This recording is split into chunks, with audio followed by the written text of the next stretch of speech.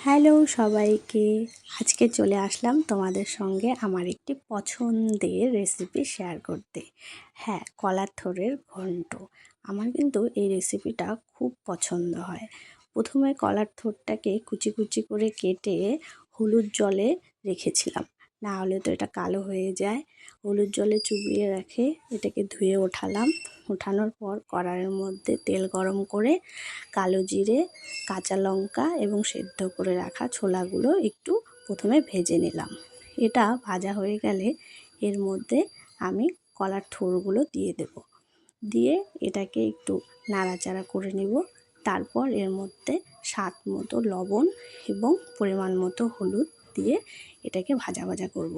আমি কিন্তু এক্সট্রা এর মধ্যে কোনো জল দিইনি। আঁচটাকে লোতে রেখে এটাকে ঢেকে ঢেকে আমি ভেজেছিলাম। খেতে কিন্তু খুব সুন্দর হয়েছিল এবং দেখতেও কিন্তু দারুণ হয়েছে। কেমন লাগলো তোমাদের অবশ্যই জানাবে।